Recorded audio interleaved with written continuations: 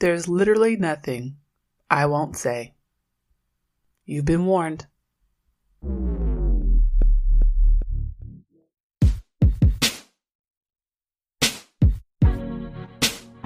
Hey y'all, I'm Jenn. I'm from Oakland, and I'm a queer, black feminist scholar. This is Daren, hailing from the mean streets of Anaheim. I'm an introvert, a novelist, and a nerd.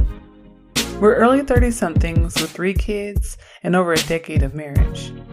This is a podcast about the realities of blackness and adult life. We do adult differently. This is That Black Couple.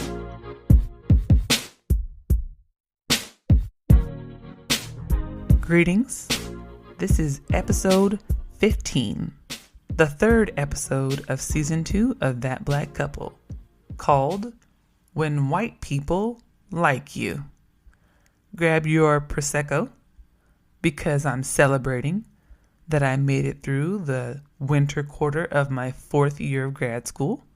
I'm finished. It was horrible and cold, and I've been sick for like a month. But have a Prosecco anyway, and take a seat. This is Jenn. This is Daren. And before we get started, make sure you follow us on Twitter and Instagram at That BLK Couple, on Facebook at That Black Couple, and look us up on the internets at www.thatblackcouple.com. You can stream episodes on Google Play, Apple iTunes, Stitcher, and SoundCloud. And you have to rate us high because, as you all know, I take that very personally. You take that very personally. Yep, I personally take that very, very personally. Not me, just you. You don't? No. You should. Why? Because what? we need to be rated high. But why would you take it personally? I'm sure they still like you. I take it as a personal affront. If you rate me low, then you are saying, something about me. Why, baby? Personally. Why, baby? Why? Because this is a very personal podcast. This is very near and dear to my heart. Honey, I'm sure that if people do not go out of their way to go on iTunes and leave a review of our podcast, they are not saying anything bad about Daren. I'm saying if they don't rate us high, then I take that very personally. If you rate me low, I feel like that's a personal attack. If they give me a low rating, then yeah, that is personal. I take that shit personal too. Yeah. I mean, if you don't rate me, I feel some type of way about it. Then we don't like you. But I don't take it personally. Well, then we don't like you and we're not friends. But if you rate me low, well then... Oh, yeah, then you might as well just go ahead and just disappear. Go away. Yeah, go away. Just like that. In the wind? In the wind. Yeah. So stupid. Start the episode. Let's get into this episode. Like you said, this episode is called When White People Like You. White people, Daren? When white people like you. I just want to be very clear about what I'm saying. Okay. So, the episode is called When White People Like You. And so, the idea for this episode actually came from one of our listeners. Mm-hmm. We have a really great listener. Her name is Just Growing. She's one of our Patreon subscribers. And if you're not a Patreon subscriber, you should be one. Get your life. Get it together. Yes. And as part of her Patreon subscription, at the level that she donates to the work that we do, she got to submit a question to our podcast. Correct. She actually submitted 2 questions that were very deep and thought-provoking. The one that we chose to do first is this one about white people kind of liking and supporting our work and how we feel about that. Correct. And so I'm going to read a little bit of the email that she sent to us so everyone can understand the basis for this episode. So here's what she wrote. I am interested in hearing your discussion or assessment of attention for black leaders who are gaining increasing positive responses or loyalty from white audiences since Trump was elected. It may be common to have a feeling of dread when certain people want to appreciate or acknowledge us, that we are becoming too accessible or watered down. Why is this person latching onto my message? I don't think this demographic or follower is helping the public image or persona or reputation I'm trying to project. How do you approach working through mixed feelings, if you have them, with, number 1, wishing white people would listen and respect your voice and perspective more, or number 2, grappling with this logic? White people are nodding in acknowledgement or approval of me based on what I know about what blacks have had to do historically to gain white accolades. I must be denying some valid part of my identity or blackness. Would love to hear more about your own professional or personal desires to be heard, truly heard, by a ready-to-work or ready-to-learn white audience, and your misgivings about whether gaining that audience is worth the inherent risks. Mm-hmm. So like I said, shout out to Just Growing for this question. Right. Very, very deep question. And I think actually we were talking about this prior to the episode. Really actually a timely question Very as timely. well. Right. So now that we kind of understand where this idea came from, right, I'm going to hand it over to you. Of course you are, because you're trifling. What? You don't want to take it? You don't. No, I'm deferring to my better half. Oh, okay. Here we go, better half. So listen, here's the thing. I think that's a very interesting question, but I think we have to clarify a few things. So the first is we have to clarify what it means when we say, white people liking you, right? And wrapped up in that statement is this question about desirability, is a question around status quo upholding, there's questions around power. And I think we definitely have to talk about all of those things in this episode. So I think, we were talking about this and I kept thinking about I, Tonya, and how when we did the Oscars episode, we had not yet watched I, Tonya, and now we have watched I, Tonya. And it's kind of funny because I was thinking about white people liking you and the Tonya Harding issue and how, she wanted so badly for people to like her, but her being a redneck, not nuclear family, not wholesome imagey white girl made her the basically antithesis of Nancy Kerrigan. And we'll never know the truth around what happened and how they ended up getting wrapped up in the controversy around injuring Nancy Kerrigan. But what we do know is that the media did have this infatuation with making Nancy Kerrigan into this perfect little, cult of womanhood, cult of domesticity, ideal of femininity, and like this wholesome image of the American girl. And that was positioned in opposition to Tonya Harding. And it's funny because it's not, and I think that this is an interesting narrative because it shows you that it's not like whiteness is the only way through which we can understand this idea of desirability and liking and upholding status quo and power, seeing it articulate itself, right? We see this here with people who are both white, who are both women, who have this difference across class structure, across certain ways that society believes that families should be organized, in certain ways that people believe that household normativity should operate. And so it's not just through whiteness that we see, the question of what happens when these types of people like me. What does it mean? Am I upholding a status quo? Am I participating in a system? Am I complicit? There are a whole host of systems that we have to take account of, and a whole host of ways that social desirability operates to maintain oppressive status quos that often exclude certain people very intentionally. And so I think, it's kind of random to talk about I, Tonya or whatever. But you can think about it when you think about Instagram photos and how the Kardashians have made whole empires, based on their ability to co-opt body parts that are typically associated with women of color.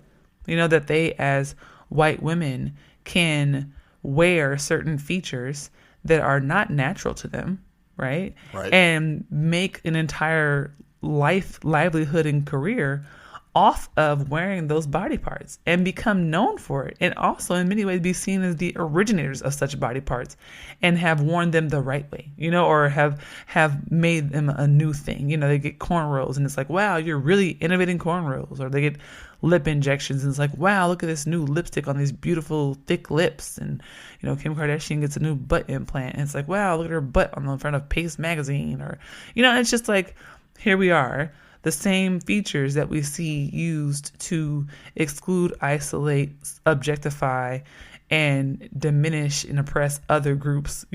This is the very thing that they use to, work through a system that gives them power and privilege. And so I think that there's ways that we have to think about not just, what happens when white people like you, but what happens when social desirability is a process through which we see power articulated. There's a whole bunch of ways we can see that.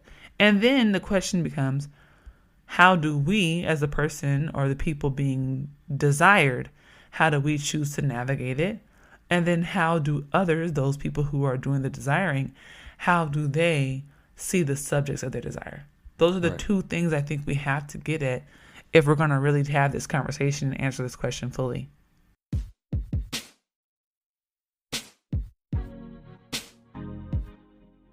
Thank you for listening. We are the proud founders of watercoolerconvos.com, a platform at the intersections of Blackness, culture, and adulting. We started That Black Couple to dive deeper into the issues facing young Black millennial folks navigating the anti-Black, anti-queer, white supremacist world today. This podcast is supported by donations and patronage of our listeners and readers of our blog. You should head over there and check out some of the content when you get a chance. If you would like to become a monthly subscriber or patron and help fund our content, sign up at www.patreon.com/watercoolerconvos. Patreon is spelled Patreon.com.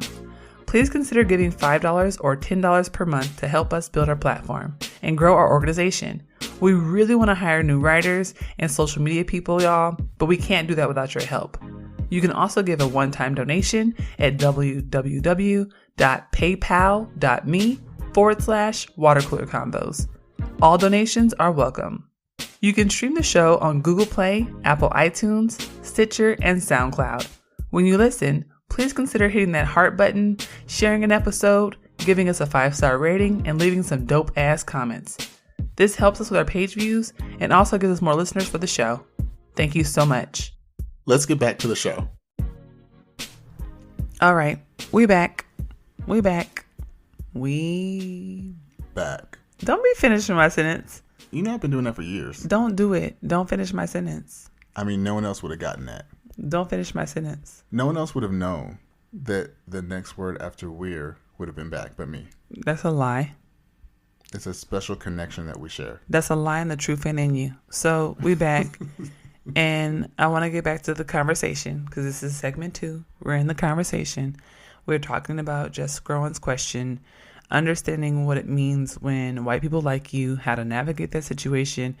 And in this part, I actually really want to talk about her specific focus on when white people like you and what does it mean in terms of your own behavior. So like as a Black person, if a lot of white people are now like championing you and advocating for your work, does it mean that you have somehow, sold out, right? And that's kind of what's implicit in the question.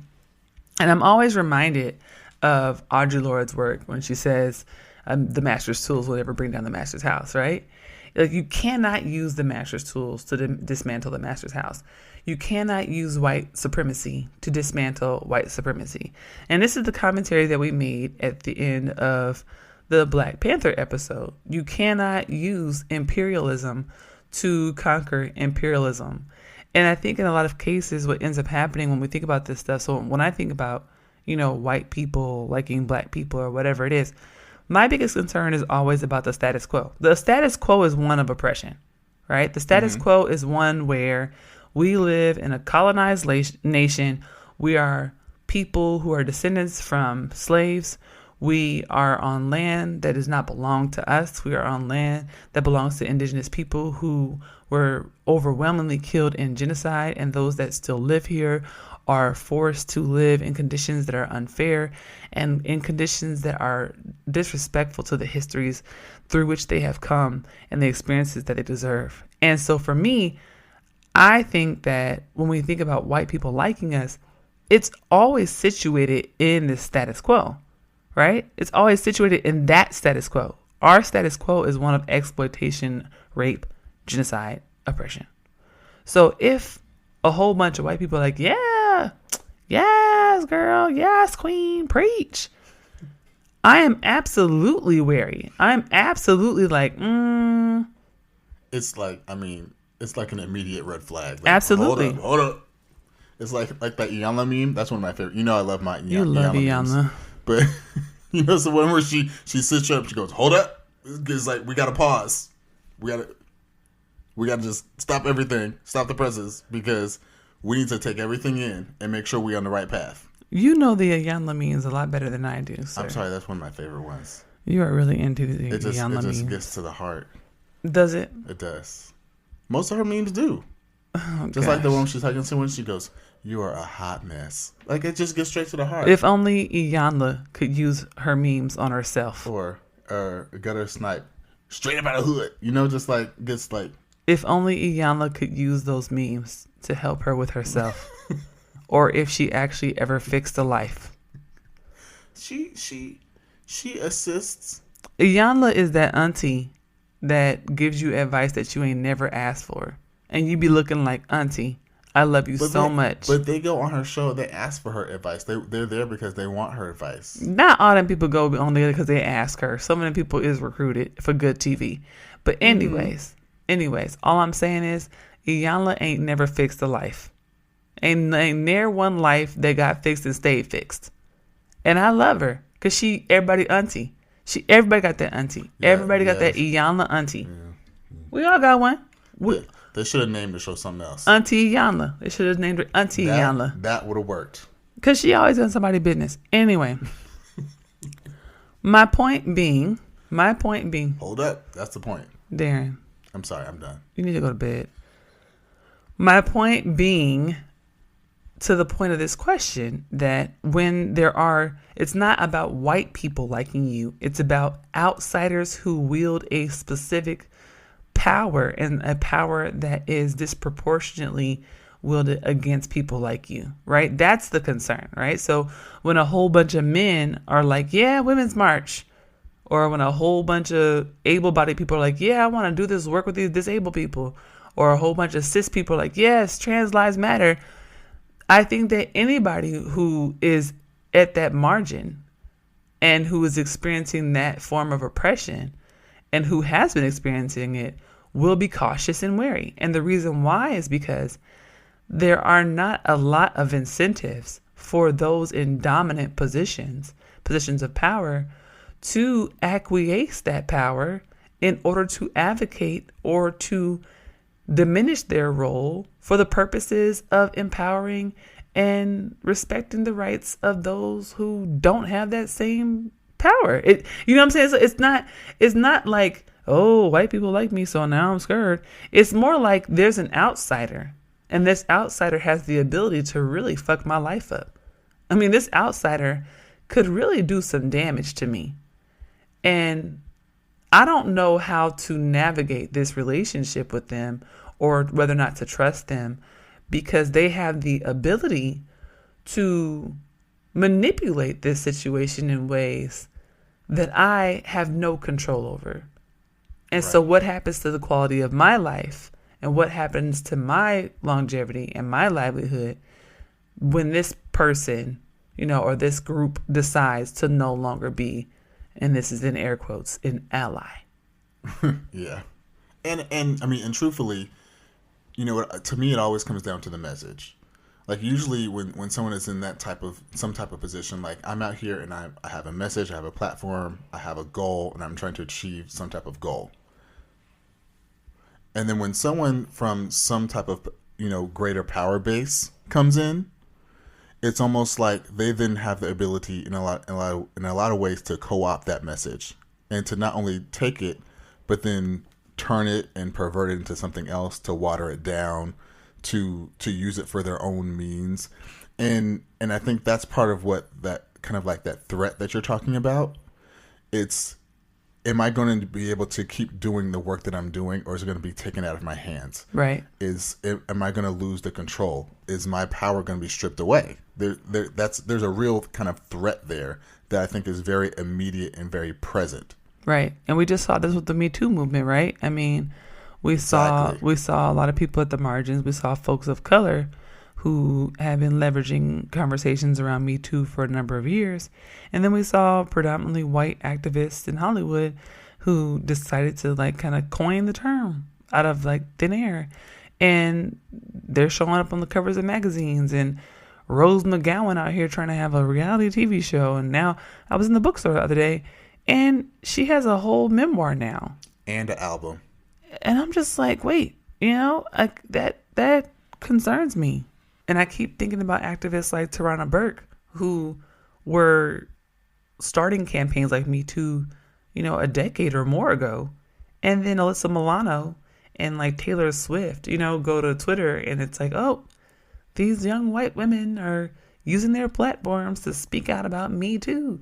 And it's sad because, to be honest, Tarana Burke's been doing that work, but we really wouldn't have really heard about it if it hadn't been for the Harvey Weinstein controversy. And it's like, what does that say about the ways that we think about social desirability and white people liking you and white people paying attention to your concerns? Well, and I think that's the thing. I think that's the important point here. And I think that's what really gets to the question, like, is when you are that person and you have that message and then white people say, oh, I hear you, I see you, and I like you. Let's elevate you. And then there's almost like a pressure, but then also kind of like a responsibility, like, okay, wait, I'm now giving access. I'm now getting the keys to the kingdom. My platform is growing.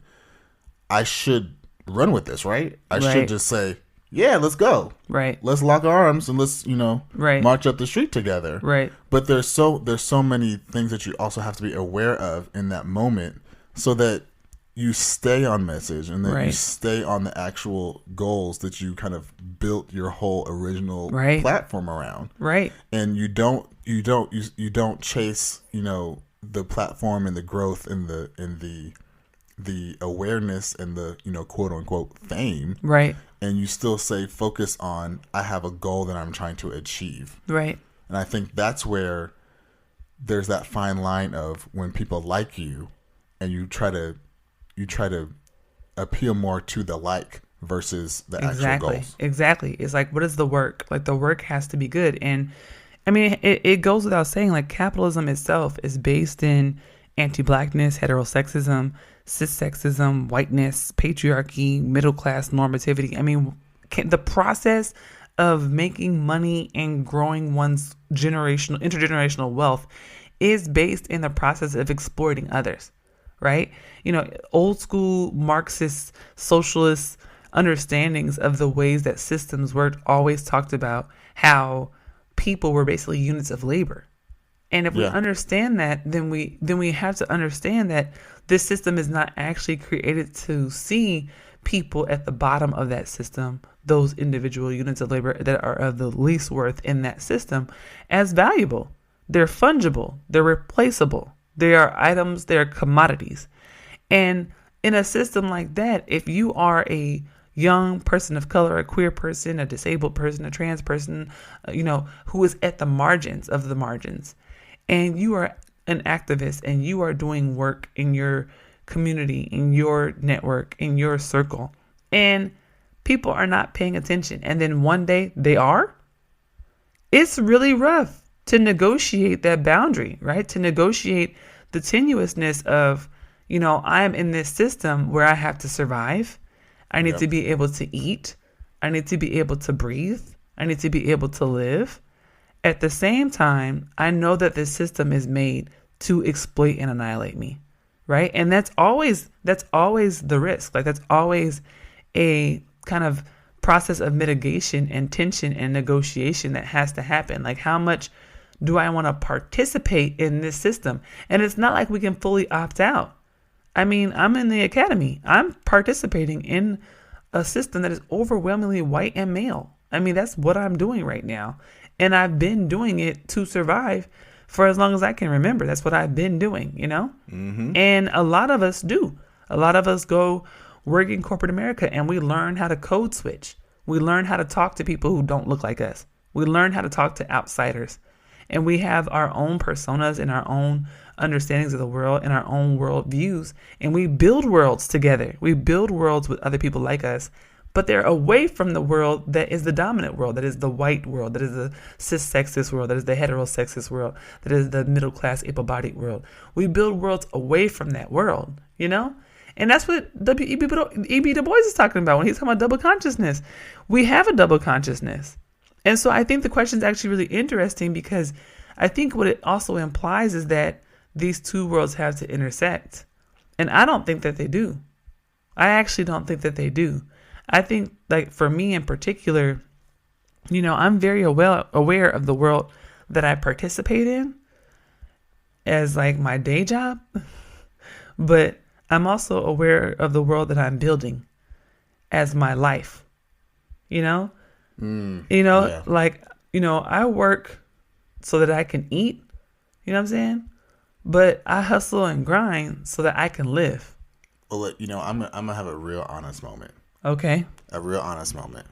So we've had, a web presence.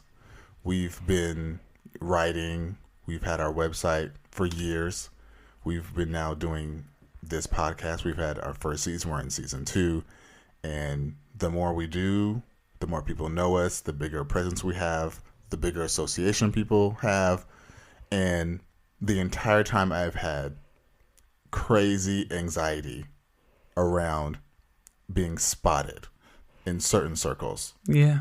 I have gone to great lengths to make sure when Monday through Friday, when I walk out the door and I go to work and I do what I got to do and make my check and bring that money home so we can live and survive and thrive, that is a completely separate thing from this entire other world that I live, where I'm writing all these things on the web and we're publishing this podcast on the web. Like, I keep all of those things very, very separate. But I'm also very aware of the fact that at some point there is a breaking point where those two things can't be 100% separate. Yeah. If we continue to grow and get bigger and more people know us and more people see us and you've had television interviews, you've sat on panels, people have seen us, people have recognized us in the street and said, hey, that's that black couple. Right. It gets to a point where I'm not going to be able to keep those things separate. Right. And that is something that for me is a very, very serious issue, because right. I do like to keep those things separate for the very exact reason that you're talking about, because of that double consciousness. Right. Because of saying, I have this world for this means and this purpose, and I have this world for this means and this purpose. Right. And this one that's, more of the worldly societal function is something that's transactional. Right. I operate within that world so I can get certain things out of it. Right. I code switch when I go into it. Right. I know what the rules are. I know how to navigate and negotiate in there so I can survive and get what I need. Right. And then when I can exit out of it, which I have a definite exit point every day. Absolutely. I exhale. I did.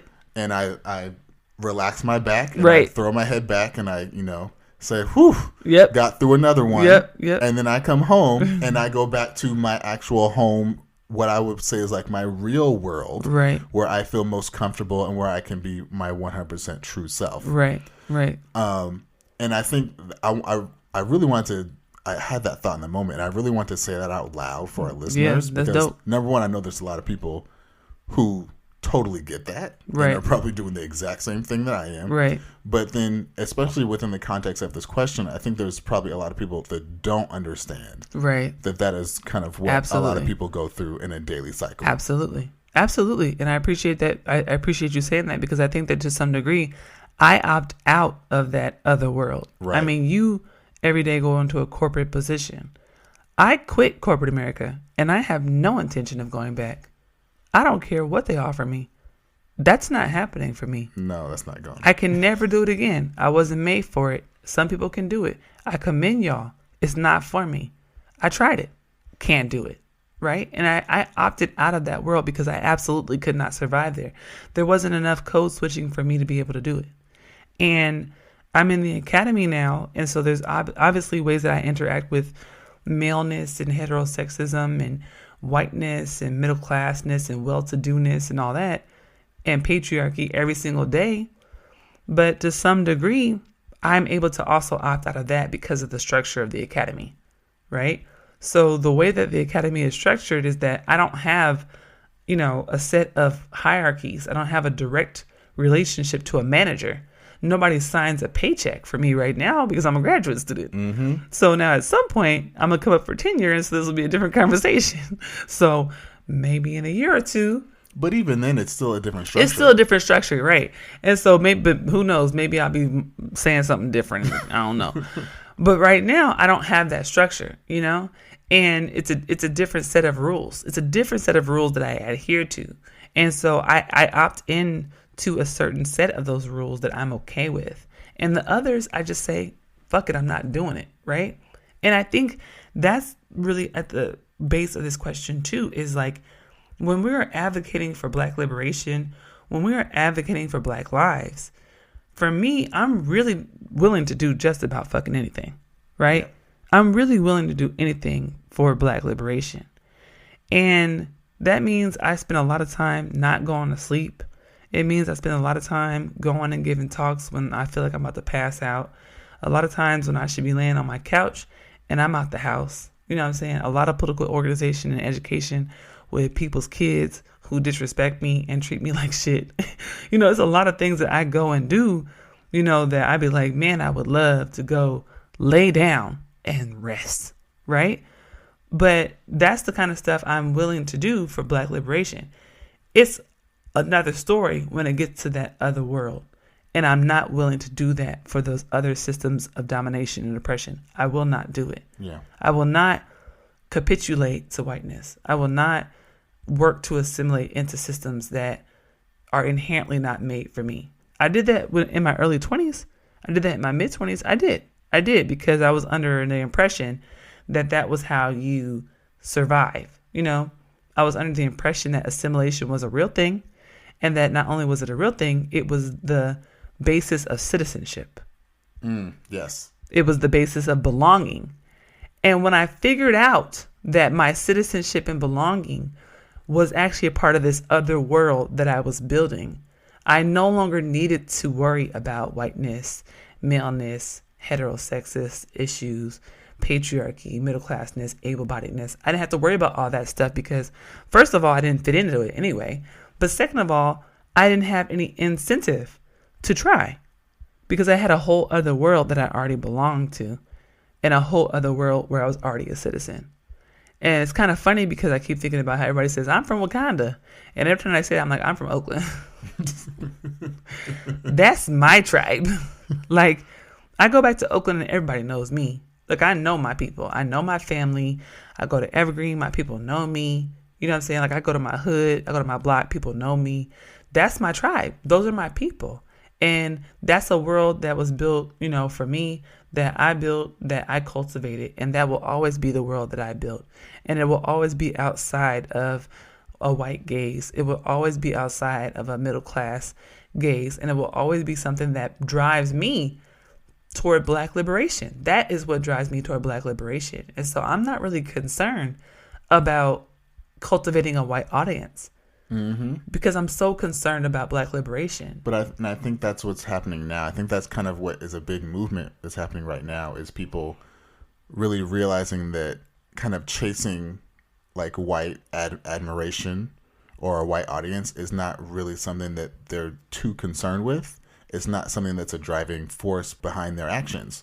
Like, and I think Black Panther is an interesting one to bring up because I feel like you see black audiences going in droves over and over and over to see this movie and kind of not really caring. Like, I mean, all the conversation is around Black people going to the movies. We know white people are going. I looked at the numbers recently, and I mean, it's a lot of white people going. I mean, overwhelming. Like when you look on average, it's way more Black people than usual. Right. But it's still mostly white people that are going to the movie. Like we just look at the numbers. There's not enough Black people to make these numbers. Right? Exactly. But the conversation is, look how many more Black people than usual are going. Right. But we still know, of course, the white people are going. Right. But that's not the audience that's being chased. Exactly. Right? And I feel like that's the same thing that happened when we started our website. And I feel like that's what's happening too, is a lot of people are saying, I'm kind of going out and I'm creating these places that are for Black people. Right. And like we created Water Cooler Convos and we said, we're creating this website and it's a website for Black people. Right. And like I always say, we've had people come to our website and be like, oh my gosh, why are you saying that? Why are you doing that? I can't believe that. And we basically respond to them and say, well, this is a site for Black people. It's a site for Black people. You can come and look at it if you want, I can't put up any free safeguards. $99. It's on the web, but Yeah, I mean, there's no means that we can say like we can't block you. we can't like put like a checker, that the screen will scan you and say, please enter your race. You're not black enough. You can't enter this website. Please, so you can access. Scan your wrist. You are too light to be on our site. No, we don't have that. But at the same time, this is a site for black people. It's written by black people, and the audience that we are primarily serving is black people. So that's who it's for. Right. If you get something out of it, great for you. Good for you. You read it and it pisses you off, sorry. Girl. But not sorry. Good luck. Right? This is for black people. And I feel like it's the same thing with that black couple. Right? Absolutely. Like, this is a podcast for black people. By black people. By black people. Anyone can listen to it if they want to. It's free $99. If you get something out of it, I love it. That's great. Congrats. But that's still like in the thought process of any episode that we put together, it's never like, okay, what do the white people think? How are we gonna get? That's just not. Okay, now I know this is called That Black Couple, but let's think about the whites. And truthfully, in a backwards way, I think that makes it even more valuable to white people. That it's not something that's like, specially, catered. I guess. Here's the thing. I'm not white. So I don't know how to make anything for a white person. That's true. I'm just going to be honest right now. I'm not white. I don't have anybody white in my family. I grew up with all black people in the hood that's hella black. So I don't understand why anybody, and this is not the just grown, this is actually just speaking now because I feel like we answered the question. Well, and kind of to your point, like we've heard this a lot. About this a lot. Yeah, we've had people actually ask us like, why can't you write more about white people? And I'm like, well, listen, I'm not white, and you actually shouldn't want me to do that. I don't want white people writing about black people, and I don't think Latinx folks want me writing about them, and I don't think that I want Latinx folks writing about me. I mean, I'm serious. Like, I don't want men writing about women. I don't want trans folks writing about cis folks writing about trans folks. And the reason why is, well, actually, I actually think that trans folks should write about cis folks because cis folks are trash. And to be honest, yeah. But they shouldn't have to, is what I'm saying. Right. And I don't think I should have to, and I should not be expected to write about someone or a group of someone's who are in a dominant position over me, right? Like, there is enough data out there about cis folk. There are enough narratives out there about cis folk. There's enough data out there about white folk. There's enough stories and podcasts. There are so many podcasts that are led by white, cis, heterosexual, able-bodied men. Just go to the homepage of iTunes. I mean, my God. There are so many, and they're doing very well, and they make millions of dollars by saying like weird stuff. And there's plenty of people out there. If you want to find a podcast about white people, you will not have a hard time doing that. I mean, you really, really, really won't. But if you really want to hear some genuine like conversations about what it means to be not in a dominant group, and not in a position of power, and not at these intersections of heteronormativity and patriarchy and cisgenderness and maleness and middle classness, and like if you want to actually do that, then there are actually places for you to find that out, and this happens to be one of them. I mean, this just happens to be one of them, and that is not a process of exclusion. What's really funny is that people often think that if you, as a person at the margins of anything, don't focus on the people who are marginalizing you, you are somehow marginalizing them. Like that's possible. Exactly. It's reverse racism or whatever. And it's like, you do realize that me speaking as a member of my group, me speaking as who I actually am, does not marginalize you, right? It doesn't marginalize someone else. What it actually does is it actually adds volume and context to the larger system of which we are all a part, right? It gives color, no pun intended, but it gives color and a dynamic nature to the world that we all happen to be a part of together, because we actually exist and we're actually real. We're actually real humans and we're already inside of the world. It's not like I'm talking about unicorns and dragons. I'm not like, hey, these black people, they're on this Game of Thrones thing and they come out of the sky and then they freeze and they turn into zombies. No, there's fucking black people. Like, we actually are here. We actually do stuff and we like walk around and we like think things and we like live around like in the neighborhoods where like other people are living. It's like, this is not rocket science. Like, we're talking about being us. And that should not be like, I feel excluded.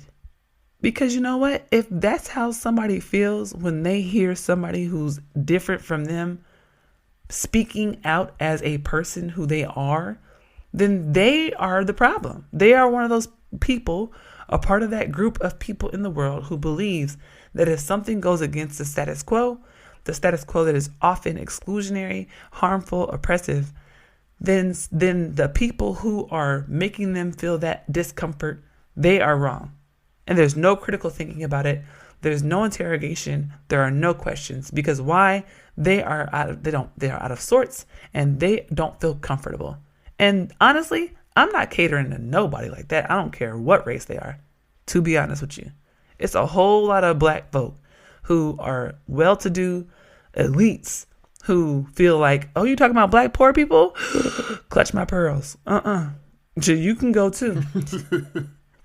Oh, yeah, we've talked about that on the website too. You can go too. Anybody who is in a position of power, who wields a certain amount of power that upholds a system, anybody who uses their power to gain proximity to a white supremacist white order of things and uses that in a way that reestablishes and reproduces those systems, I'm not fucking with you. I'm not fucking with you. That's just the bottom line. If you get proximity and access and what you do with it is reproduce the ill shit, we're not cool. Because that's not liberation. It's not liberation. And I'm not with it. And so I guess my answer is like this. I'm not really checking for like anybody who's in a position of power. I've never been good with authority. But if you're in a position of power and you like, listen, I'm not going to use it in a way that's harming you. I'm just going to try and give it up. Give it up. Give it up. That's what you should be doing with it. If you are in a position of power, if you have proximity and access and you have resources and you have money, give it away. Give it away. Give it to people who need it, right? Like if you got some coin, give it away. Give it to people who are at the margins. Give it to the Chicago Bell Fund. Give it to Abolition. Give it to these programs that are trying to actually dismantle systems that keep us incarcerated and undereducated and not able to actually buy food, living in food deserts. Give it to people in Flint. You know what I'm saying? Like, there's plenty of things you can do with it. But I'm not really about to sit here and spend my life trying to figure that out for you. Like, that's on y'all. Like what you hear? You can find my mom and dad, aka That Black Couple, on the web at thatblackcouple.com.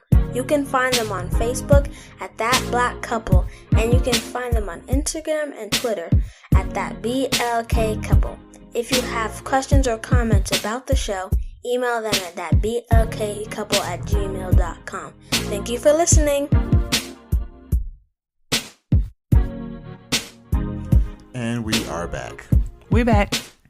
It is time for the reflection. Mm-hmm. And so in this episode, I'm kind of thinking, what's the kind of final resolution here? Like, what are our final thoughts? What's the actual answer we have for this question? Right. And I'm not really sure we have much of an answer other than we're not really doing anything for white people. Not in particular. That's not the goal. That's not the aim. And that's not really something that's factored into the thought process. No. So whenever kind of white people show praise or adoration or are kind of signal boosting or whatever, I feel like that's great. That's amazing. That's gravy. Yeah. It's appreciated. That's wonderful. I'm always shocked because I feel like I'm kind of harsh. I agree. I think that's. I mean, I told them to follow the IPA truck. Didn't I say that? You did. I said punch your aunties. I mean, I've really taken it there. You said some things. So shout out to y'all for hanging after that. Yeah, I mean, if you can weather the storm. I hope y'all actually punched your aunties though. I really want somebody to write in and say I actually punched my auntie. Listen, not everyone is built for violence. I mean, but you don't. It doesn't have to be a physical punch. It could be, just you can punch people with your words. I mean, you can do a proverbial punch. Yeah. Yeah. I mean, cuss her out at least. If you have a racist auntie in the year of our Lord 2018, do something. I mean, damn. Turn the cable off. Something shiesty. No more Price is Right. Oh my gosh. Take her shows. That's a gut punch. Oh my God. The soap operas. No more soaps. No more This Is Us. Oh. Listen. There are things you can do. That's low. But then you got to actually be like, it was me. And I'm doing this because you're racist. Mic drop. You can't just do it and be on the slide. You need to say, Annie Violet, or whatever her name is. Annie Susan. Esther. Annie Esther, Annie Linda, I did it because you a racist bitch, and I didn't want to physically punch you in the throat. So instead, I took your cable away, and now we're going to talk about this racist shit. And I'm not paying the bill. I'm not paying it. Until you get your mind right. Until you stop this racist shit. This is my little circle. This is me starting at home. I'm starting small.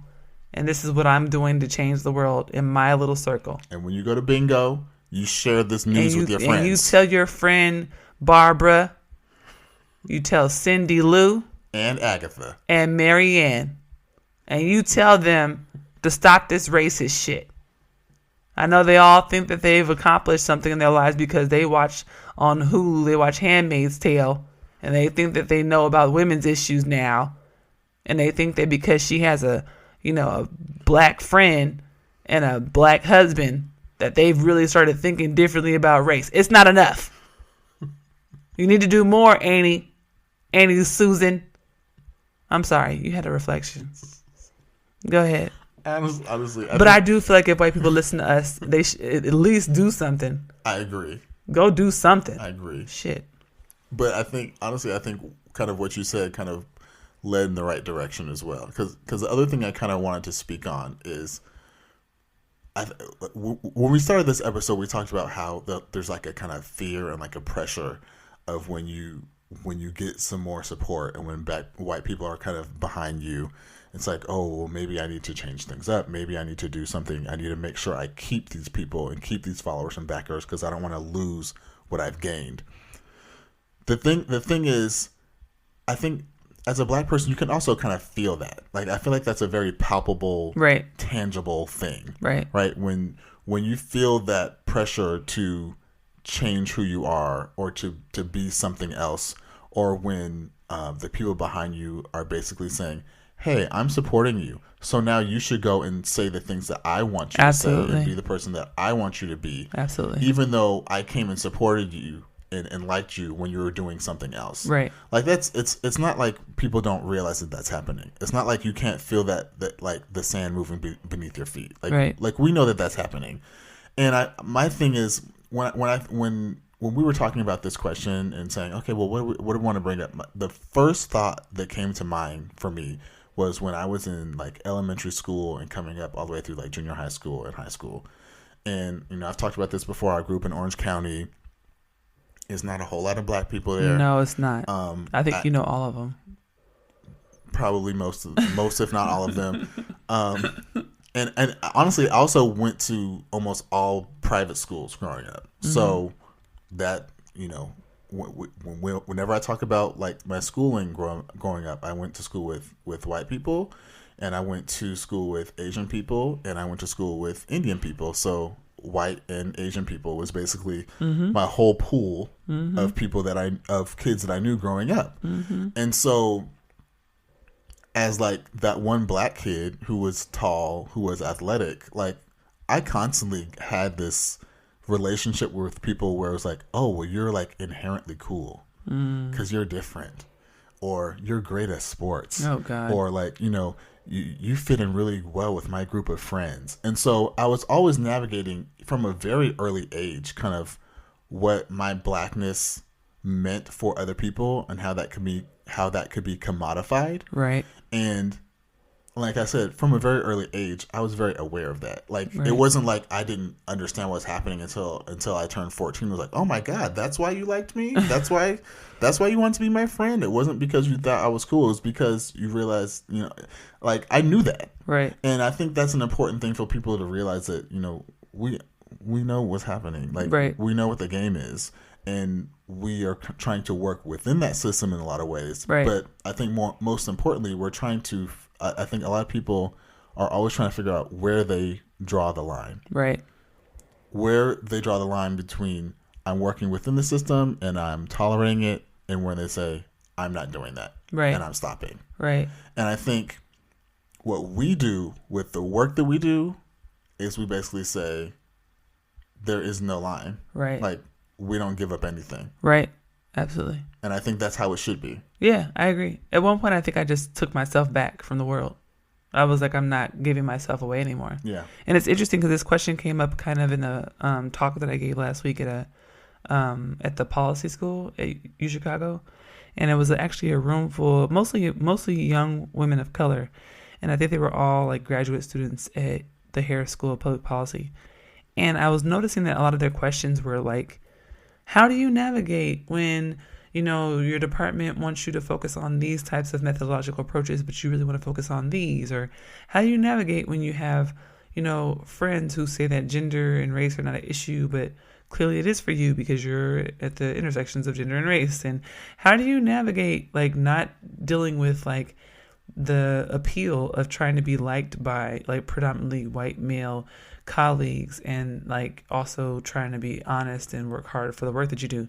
And I was like, wow, we are all grappling with this. I mean, these were all young women of color who were asking me these questions, and they were all grappling with this process, this tension between how to navigate like being who they are, doing the work that they want to do that they think is clearly important, that deals with communities of color, that deals with young women, that deals with folks who are like them and from places where they're from.